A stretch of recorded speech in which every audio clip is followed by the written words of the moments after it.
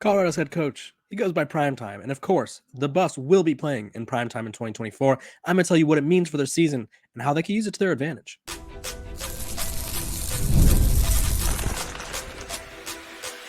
You are Locked On Buffs, your daily podcast on the Colorado Buffaloes, part of the Locked On Podcast Network, your team every day. Welcome to Locked On Buffs. I am your host, Kevin Bohr, but today's episode is brought to you by the Locked On Podcast Network. It's your team every day for free and available wherever you get your podcasts. And who doesn't love free things? I know we all do. Let's talk about it. Coach Prime, Colorado. We saw, we heard, we know that they're going to be a popular team, a popular subject. Why wouldn't they be? They talk a lot. They have one of the most famous football players ever, one of the best football players ever as their head coach. They have one of the best quarterbacks in the country, and they have one of the best overall players in the country in Travis Hunter. So obviously people are going to want to watch them, and watch them they will. It was announced today by a couple of different outlets and yesterday that Colorado will be playing their first two games on primetime. So it was announced yesterday that they will be playing their week 2 game against Nebraska at 5:30 p.m. Mountain Time. So depending on what time zone you're in, do the math from there. And they're going to be playing on NBC. Obviously, that is a pretty big deal. That's a pretty big game altogether because it's a rivalry game. Everyone knows that Colorado and Nebraska hate each other. Nebraska has the number one overall quarterback in this past recruiting class, Dylan Raiola. He's expected to be all that in a bag of chips. He's expected to kind of be the next Mahomes or kind of emulate him. He wears the number. He has the faux hawk thing. He throws sidearm. He throws underhand. He throws everything that he does emulates Patrick Mahomes. So, and obviously Colorado beat the brakes of them.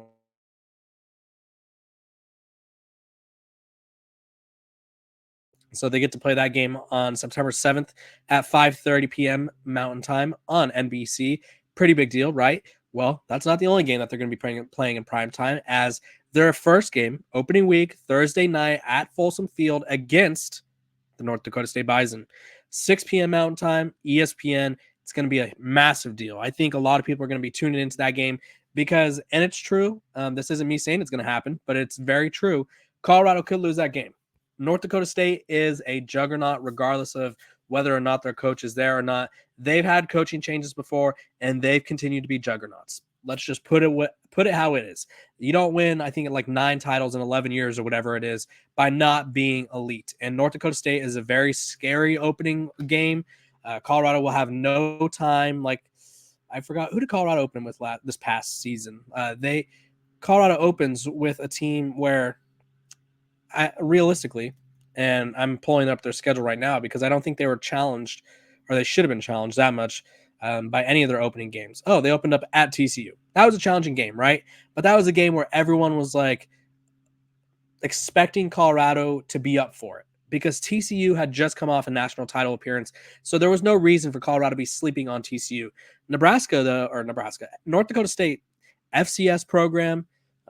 They have a new coach, and I feel like Colorado's kind of get their swagger going, their confidence. They're like, you know what? We're going to beat the brakes off these Bison. What even is a Bison? Buffs over Bison all day, every day, right? Maybe. We're going to find out. Obviously, North Dakota State is always really sound running the ball. Colorado did not have the best run defense this past year. Nebraska, same thing. They were really good at running the ball. They have a better quarterback now, solid defense. So those two matchups are going to be really intriguing. How does this help Colorado? Well, for one, all publicity is good publicity, right? The more eyes on Colorado, the better for Coach Prime, the better it is for recruiting, the better it is for just overall attracting talent to Boulder. Now, I think all the people that are saying that Colorado may lose a game or two, or may lose to North Dakota State, or may lose to Nebraska in these opening couple games, maybe, yeah, everyone can lose. We saw Alabama lose to Louisiana Monroe about a decade ago. It can happen. Anyone can lose. No one is above getting upset. But if Colorado wins, that's a statement. You win your first 2 games against a very good North Dakota State team that is probably going to be playing for an FCS title, and a very good Nebraska team that will probably end up being one of the better teams in the Big Ten. That's what we call a statement. If Colorado wins these games, they will be statement wins. Whether people want to admit it or not, they will be. People are doubting them against North Dakota State. They're thinking that, like, if you go look at Colorado Go on Twitter right now, and I want you to do this exercise while I'm talking. Go on Twitter, have this video playing in the background so that way you can hear the rest of my instructions. Go on Twitter and look up Colorado, North Dakota State. And I promise you, you're just going to see tweets on tweets or X posts on X posts, however you want to call it, talking about how they are going to lose to North Dakota State, and why would they schedule it. So I did the same exercise, and the first tweet I get is Mike Golick Jr. saying, why would they schedule this? Another one is saying North Dakota State is 9-4 against FBS programs since 2010. They've won 9 FCS titles since 2011, and Colorado plays them on August 29th. So there's a lot of people thinking that Colorado is due to lose this game. Colorado's only favored by 7.5. Normally when you play FCS teams, which I mean, in most cases, FCS teams are North Dakota State, normally you're favored by around 20. So obviously it's going to be a big test. Nebraska on the road, first of all, at Nebraska, hostile environment. Colorado didn't really win a hostile environment game last year. They just didn't, outside of TCU, which that one, it was a great game. I don't want to take that away from them. But other than that, none really. So that's going to be a really big test. And even the TCU stadium is not nearly as big as Nebraska's. Let's see. Stadium capacity for TCU is 47,000. Nebraska stadium capacity is, I believe, well over 1,000. So it's obviously a big difference, regardless of whether people want to admit it or not. They're at around 90,000, and it's going to be jam-packed. It's going to be loud. There's going to be a lot of red. There's going to be a lot of screaming. So Colorado, make a statement. Coach Prime, he's got these guys in prime time. He's giving them the platform. Obviously, he himself has to put in work as well as a coach and stuff, but make a statement out there. Prove the people wrong. Otherwise, there's going to be a lot more people ready to kind of mock you when you struggle than there will be ready to praise you when you succeed. That's just how life works. People are always ready to tear you down and never ready to kind of build you up when you succeed. But that's just how things go. When we come back, we're going to be talking about the latest news about Coach Prime's Amazon documentary series, Coach Prime. This episode of Locked on Buffs is brought to you by our sponsors over at LinkedIn. When you're hiring for your small business, you want to find quality professionals that are right for the role. That's why you have to check out LinkedIn Jobs. LinkedIn Jobs has the tools to help find the right professionals for your team faster and for free. LinkedIn isn't just another job board. They help you hire professionals you can't find anywhere else, even those who aren't actively searching for a new job, but might be open to the perfect role. In a given month, over 70% of LinkedIn users don't visit other leading job sites. So if you're not looking on LinkedIn, you're looking in the wrong place. On LinkedIn, 86% of small businesses get a qualified candidate within 24 hours. Hire professionals like a professional on LinkedIn. LinkedIn knows that small businesses are wearing so many hats and might not have the time or resources to hire. LinkedIn is constantly finding ways to make the process easier. They even just launched a feature that helps you write job descriptions, making the process even easier and quicker. 2.5 million small businesses use LinkedIn for hiring. Post your job for free at linkedin.com/lockedoncollege. That's linkedin.com/lockedoncollege to post your job for free. Terms and conditions apply. Welcome back to Locked on Buffs. I appreciate you guys for tuning in every single day. We're free and available wherever you get your podcasts, so make sure to like, subscribe, follow. I appreciate all the support that you guys give me. My everydayers, you know who you are. The people that listen every day and comment every day, you guys are my favorites. Everyone's my favorite. But those guys, you guys have a special place in my heart because you guys are always boosting me up, hyping me up, or sometimes tell me I'm wrong, which I appreciate that too, because who doesn't love a good discourse? Speaking of discourse, this is something that caused a lot of it this past season. Coach Prime's Amazon Prime series, Coach Prime, has been renewed for a third season. So what is it? If you're not familiar, it is basically a behind the scenes of the all behind the scenes things. You know, we see Well Off Media, which is like a behind the scenes of Coach Prime. And I'm not saying it's like obviously Deion Sanders has given us all the content he thinks is good for the fans and all that. But the Amazon Prime documentary gets us a little more, you know, it gets us not a little more, it gives us a different angle. We get to see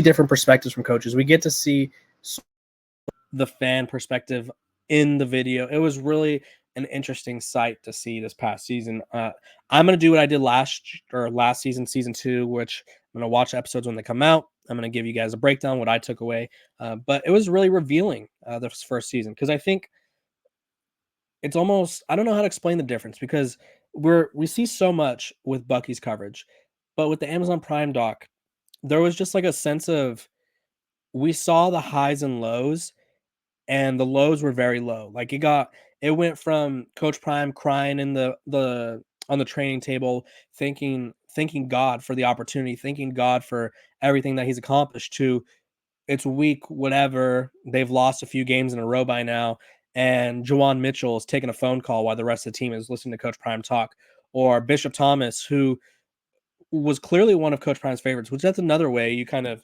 or another kind of thing you learn, is like who the coaches gravitate to, who are kind of the guys that everyone thinks will be a major player. Because I think that's one of the interesting parts about documentaries is, I think the best way to compare this is Last Chance U. And I'm not saying Colorado is Last Chance U. I'm just saying it's a similar style documentary, if you will, where they follow the same few people and we're getting their perspectives throughout the season. And sometimes on Last Chance U, it's the star player, like, I don't know, DJ Law or whatever from the first season or first couple seasons at East Mississippi, or Ronald Ollie. And sometimes it's a guy like Bobby, I think Bruce from Independence Community College, who had a really tough background, really um tough story, in the sense of like he overcame a lot, but then he struggles off the field with issues. He gets kicked out. This happens, that happens. And Malik Henry, same thing, where it's like these guys are expected to be stars and then they end up struggling. So I think we saw that in a sense, because a guy like Bishop Thomas was heavily featured. They were following him around, they were interviewing him, and then all of a sudden we're seeing interviews of coaches being like, yeah, he just doesn't do what he needs to do. He just doesn't, he isn't doing his job. And then Bishop's getting punished for not showing up to a meeting. And I just feel like it really gives us even more, it gives us a different angle, I think is the best way I could put it. And I love the angle that Well Off gives you. It shows you guys, it shows us the practice footage, because obviously no media members are allowed in practice. Shows us practice footage. It shows us Coach Prime's reactions when things are positive. It shows us Coach Prime's reactions when things aren't going the way he wants, when his coaches are coaching players up, right? Well, the Amazon documentary, I think, does a good job of, obviously they're all seeing the same things, but they're telling a different story. And I thought it was really fascinating. So there's three things I'm looking out for. One, how do the new guys mesh? Which guys are featured? Because the guys that are featured in the doc are the ones that they expect to either be star players or they know have big personalities. So who's going to be featured? If I had to guess, it'd probably be Travis again, maybe Chidozie Nwanku, Shador and Shiloh. I'd put them as a package deal. And then maybe like a guy. Oh, this is tough. Maybe LeJounte West or Jimmy Horn. Jimmy Horn, they focused on him a little bit last year. It's really tough. You guys comment below 3 players that you think they're going to be following around the most during the season, because I feel like that kind of indicates who they thought was going to have a huge impact, or we're going to have major storylines. But yeah, I like to see that. I like to see the behind the scenes, and I want to see how this team handles adversity, and I want to see how this team handles success. Does Coach Prime, if they say they start off 2-0, they win both of those primetime games I was telling you about, everything starts off just dandy. Is Coach Prime gassing his team up like, I won't say like he did last year, because obviously last year everyone doubted them, so I'm not saying he shouldn't have gassed them up, but is there like a bit of like, okay, this doesn't mean anything. We won 2 games. Let's focus up here. We were in the same position last year. We can't let this happen again. We can't let that slide happen again. I want to see how Coach Prime kind of grows as a coach. I want to see how he changes, because obviously every year as a person, we grow in one way or another. I want to see his continued growth as the head coach. When we come back, we're going to be talking about the latest on former 5-star and Colorado almost star player, Cormani McClain.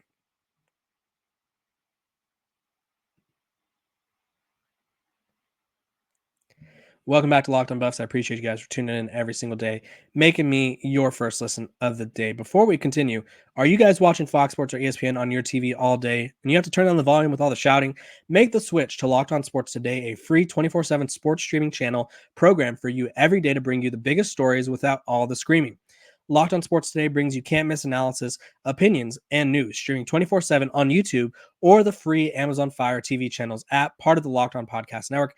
It's your team every day for free and available wherever you get your podcasts. Okay, let's dive in. Cormani McClain, we kind of got another update about him. I think it's all but wrapped up his recruitment, it seems, which good for him. It seems like he found a nice little landing spot, if you will. It seems that when I say little, I'm not trying to diminish the program. Obviously, it's a massive program. He is appearing to land at Florida. He's there on a visit. He's had some stuff stuff on social media today. Posted some videos, some lives, wearing the all black jerseys that say commitment on the back. So Cormani McClain is clearly getting to enjoy this process again, and maybe this is where he belongs. I think before he was ended up or supposed to go to Miami, before he ended up at Colorado, even he was expected to go to Florida. John Garcia Jr. told you guys, he came on the show and said no one from Miami was covering his signing day because no one was expecting him to go to Miami. And then when he was expected to go to Miami, he didn't. So Cormani McClain has always had a bit of a mysterious sort of process. And I hope a couple things for him. I hope that this is the right fit for him. I hope one, because realistically, I don't want to say Colorado wasn't the right fit. I think anytime you have someone like Deion Sanders, who, regardless if you agree with him as a coach, regardless if you agree with him as a person or not, he is someone that knows a lot about football. He is someone who plays the same position as Cormani McClain and played it at the highest level imaginable. So there is stuff to be learned there. Now, was Colorado the fit in the sense that they didn't, or Cormani McClain worked out and everything went swimmingly? No. And I think that could be attributed to a couple things, and kind of leads me to my next point. I hope he has learned from his mistakes. I think the hardest part as a young person is to kind of realize, like, hey, I messed that up. I had a good opportunity there. I had a great opportunity to learn. I had a great opportunity to be a star. I had a great opportunity to play with Travis Hunter. I had a great opportunity to play with Shedeur Sanders. I had a great chance to sort of be under the tutelage of Coach Prime, who one of the best players to ever do it. And it didn't work out, and that's okay. I think it kind of got a little ugly unnecessarily at the end there with his video, and then some comments made from people around the Colorado program. It just kind of got weird. It got ugly. I don't think it needed to. So Cormani McClain is appearing to land at Florida. I don't think there's any expert predictions from 24/7. Let me check his on 3-1. Yeah, he's viewed as a Florida lock. So he's a Lakeland, Florida native. Other programs like UCF, USF, who else was in the mix? There was just a lot of Florida-based schools. Utah was kind of in the mix, where I think they're trying. Cormani McClain feels like he needs to return closer to home, and I hope that works out for him. A lot of times, returning closer to home isn't always the best thing, but I think he tried the long distance thing with his home life, and now I think he, assuming he commits to Florida, will have an opportunity to prove himself. Because, and I know a lot of people were shooting him down, like, no way he's going to get another chance. Anytime you're a 5-star, you get 2, possibly 3 chances, maybe even 4, if you show a little bit of promise. So Cormani McClain's going to have a chance. He just needs to take advantage of it. Now, the Florida situation is interesting, considering Billy Napier is on like the hottest of seats. Like, if Billy Napier struggles this year, he could be fired by week 7. Florida has a very difficult schedule. It's one of the toughest in the country, if not the toughest.